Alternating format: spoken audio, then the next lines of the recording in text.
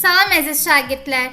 Bu video dərsdə biz sizlərlə istilik vermənin bir növü olan konveksiya mövzusu ilə tanış olacağıq. Kibrit çöpünü yandırıb alovunu fənərlə işıqlandıran zaman onun divarda kölgəsini müşahidə etmək olar. Bu zaman görərik ki, hava axını yuxarı doğru qalxır. Bəs belə bir sual meydana çıxır ki, hava axını nə üçün yuxarı qalxır? Adətən qızdırıcı radiatorlar otağın aşağı hissəsinə yerləşdirilir və bir çox hallarda həmin radiatorlar qabırğalı formada hazırlanır. Bunun belə olmasının səbəbi nədir? Gəlin bu suala cavab tapmaq üçün belə bir təcrübəyə baxaq. Bu təcrübəni yerinə yetirmək üçün bizə alüminium folqa, karandaş, qayçı, gecə lampası və nazik ip lazımdır.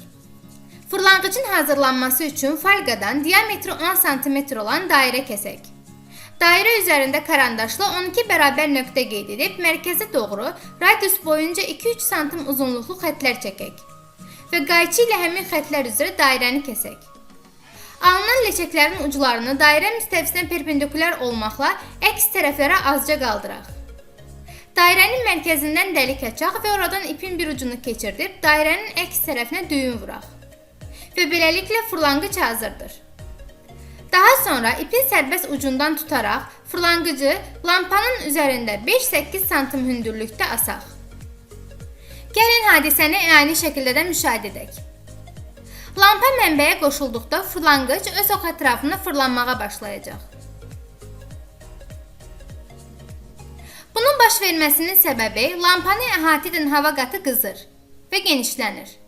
Genişlənmiş havanın sıxlığı soyuq havanın sıxlığından az olduğu üçün isti hava qatı soyuq havanın üzərinə qalxır. Çünki soyuq hava kütləsi qızmış hava kütləsinə Arximed qüvvəsi ilə təsir edərək onu yuxarı itələyir. Bu qalxma zamanı isti hava axını öz enerjisini soyuq hava qatlarına verir. Enerjini itirən hava qatı soyuyur.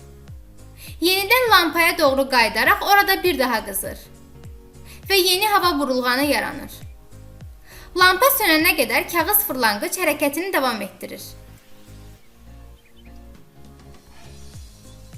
Enerjinin maye və qaz axını ilə köçürülmə prosesinə konveksiya deyilir.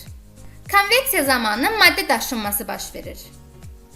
Bərk cisimlərdə onları təşkil edən molekullar yerini sərbəst dəyişə bilmədiyinə görə konveksiya hadisəsi bərk cisimlərdə baş vermir.